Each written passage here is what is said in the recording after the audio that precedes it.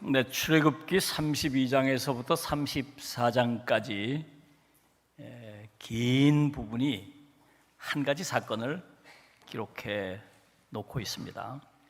일컬어 금송아지 숭배 사건입니다. 자, 이 사건은 내용을 쭉 살펴보다 보면 하나님께서 이스라엘 백성을 부르시는 아주 독특한 표현 하나가 나와요. 5절을 보면 이렇게 말씀하고 있습니다.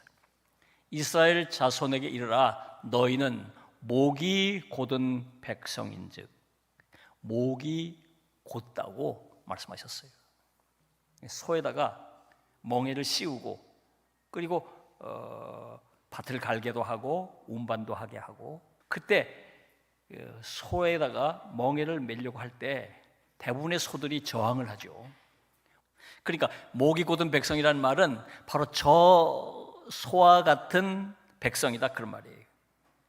하나님께서 멍에를 씌우려고 할 때 안 쓰겠다고 버티고 몸부림치는 그런 백성이라고 하는 것입니다. 자, 이스라엘 백성이 출애굽해서 시내 광야에 와서 거기 1년 가까이 머물게 되는데, 이때 하나님께서 저들을 하나님의 백성으로 훈련시켜 세우십니다. 그러니까 오늘 본문을 보면 이런 훈련이 막 시작되려고 할 때, 이때 저들이 하나님의 그 기본 훈련을 저항하고 금송아지를 만들어 섬기는 일을 저질렀던 것입니다.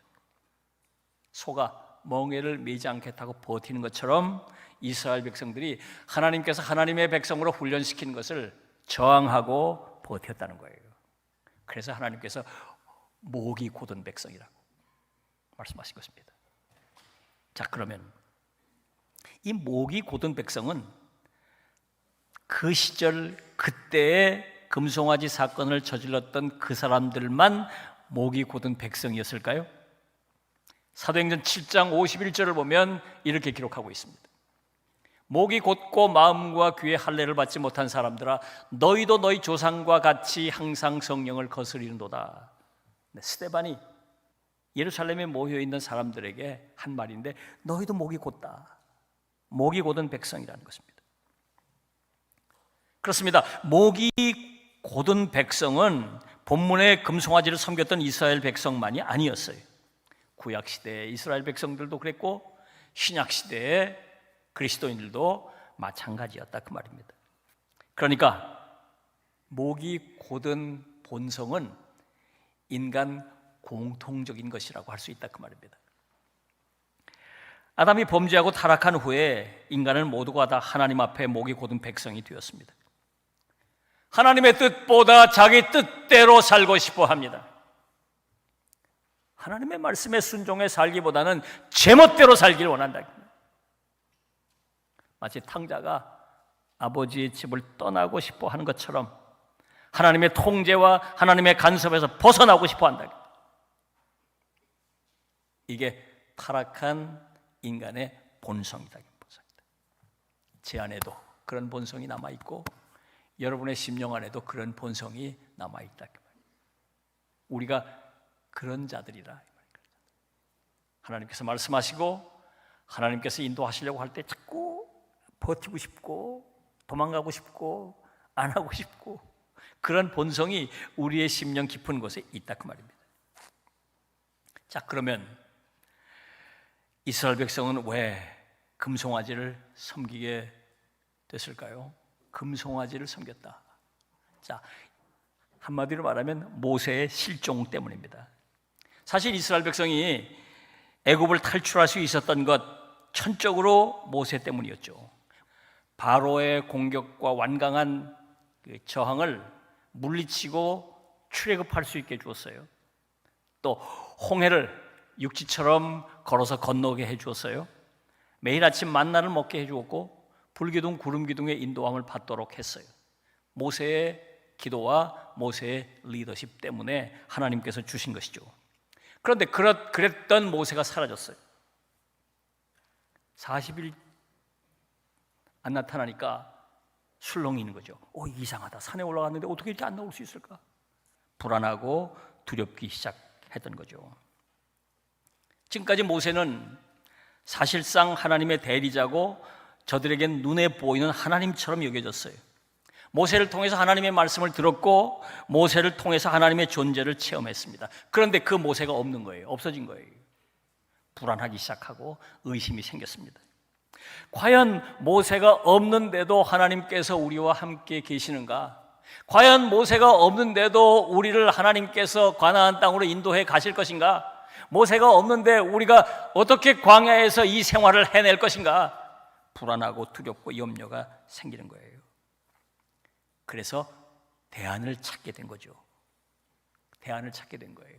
그래서 금송아지를 만들고 이 금송아지가 앞으로 우리를 인도할 신이다. 이 금송아지가 우리를 인도할 것이다. 그 짓을 하게 된 것입니다. 그렇습니다. 목이 곧은 백성들은 의심을 잘합니다.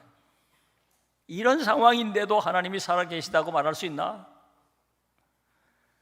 하나님께서 나를 사랑하신다면 어떻게 나한테 이런 일이 일어날 수 있을까? 하나님께서 내게 기도를 들으신다면 어떻게 이 오랜 세월 동안 응답이 없단 말인가? 의심이 생기고 믿음이 흔들리는 거죠. 그럴 때 사람들은 하나님 아닌 다른 대안을 생각하게 돼요. 다른 대안을 생각하게 돼요. 사람을 의지한다든지 돈을 의지한다든지 다른 것들을 생각하게 돼요. 바로 그런 것들이 오늘 우리들의 금송아지인 것입니다. 자, 그러면 왜 하필이면 금송아지를 섬겼을까? 다른 거 만들어 섬길 수도 있을 텐데 왜 하필이면 금송아지를 섬기게 됐을까? 저들이 400년 넘게 애굽에 살면서 자기들이 영향받고 자기들이 애굽의 종교 문화에 젖어들었던 그것 때문이에요. 어린 시절 수두 바이러스에 감염되면 수두를 앓고 난 뒤에 이 바이러스가 몸 안에 남아 있다고 합니다. 신경을 따라 이동을 해서 신경절에 잠복해 있다는 거죠. 그러다가 면역력이 급격히 약화되거나 크게 스트레스를 받거나 면역력에 구멍이 생기면 이 바이러스가 다시 활성화되기 시작한다는 거예요. 신경을 따라서 피부로 내려와서 염증을 일으킨다는 거죠. 그래서 질병 증세가 나타나게 되는데 그것을 대상포진이라고 한다고 그래요. 저는 영적으로도 이런 현상이 있다고 생각합니다. 우리가 세상을 살면서 이런저런 악한 영향을 받은 그것들이 우리의 심령 속에 유입되어 자리 잡고 있습니다. 예수를 잘 믿고 영적 컨디션이 좋고 성령이 충만할 때는 죽은 듯이 잠복해 있다가 우리의 영적 컨디션이 무너지고 영적인 틈이 생기면 이것들이 다시 활성화되어서 영적 질병을 일으키고 마는 거죠. 당시 이스라엘 백성들이 금송아지 우상을 만들어 섬기게 된 것도 바로 이런 영적 질병이라고 할 수 있습니다. 여러분, 오늘 우리는 어떨까요? 이스라엘 백성들이 애굽, 이 세상으로부터 영향을 받고 그 세상에서 영향받은 것이 영적 바이러스가 돼서 잠복해 있었던 것처럼 우리 안에는 어떤 영적 바이러스가 잠복해 있을까요? 이 악하고 음란한 세상, 그 음란한 영향들이 우리의 심령 속에 악한 영적 바이러스로 자리 잡고 있지는 않을까요? 돈을 최고의 가치로 여기는 물질 만능의 이 악한 영향이 우리 가운데 있고 권력, 명예, 출세를 추구하는 이 악한 영향이 마치 수두 바이러스처럼 우리 심령 어디엔가 잠복하고 있는 것이죠. 그래서 언제 발병하게 될지, 언제 재발하게 될지 모르는 상황이에요. 우리가 이 점을 잊지 말아야 합니다. 그래서 면역력을 늘 강화하듯이 늘 성령 충만해야 하고 늘 말씀 묵상하고 기도에 힘쓰고 그렇게 되면 우리 안에 그런 바이러스들이 있다 하더라도 발병될 수가 없는 것이죠. 이 점을 우리가 잊지 말아야 합니다. 그래서 늘 여러분 성령 충만하시기 바랍니다. 자, 그러면 하나님께서는 저들을 어떻게 대하셨을까요? 자, 출애굽기 32장에서 34장을 자세히 읽어보면 하나님의 태도가 바뀝니다. 하나님의 태도가 바뀌어요. 왜 그랬을까요? 모세의 중보기도 때문이에요. 하나님께서 모세의 중보기도를 들으셨다는 것입니다. 이스라엘을 진멸할 것인지 말 것인지를 결정하실 때 모세의 중보기도를 들으시고 최종 결정을 하셨어요. 이스라엘 백성을 용서하실 것인지 말 것인지 결정하실 때도 모세의 중보기도를 들으시고 최종 결정을 하셨어요. 이스라엘 백성과 함께 할 것인지 말 것인지를 결정할 때도 모세의 중보기도를 들으시고 결정하셨다 그 말이에요. 하나님께서는 중보기도를 들으시는 분이시다. 우리가 분명히 이렇게 깨닫게 되는 게 있죠. 하나님께서 우리의 중보기도를 들으시고 우리의 중보기도가 하나님을 움직이게 한다. 우리의 중보기도가 하나님의 마음을 움직이고 우리의 중보기도가 하나님의 뜻을 움직일 수 있다. 이게 놀라운 말씀이에요. 놀라운 말씀. 자, 저는 이 말씀을 이제 묵상하면서 하나님의 마음을 좀 생각해 봤어요. 소에게 멍에를 매게 하는 농부처럼 400여 년 애굽에서 종살이하던 이스라엘 백성을 하나님의 백성으로 세우기로 하셨습니다.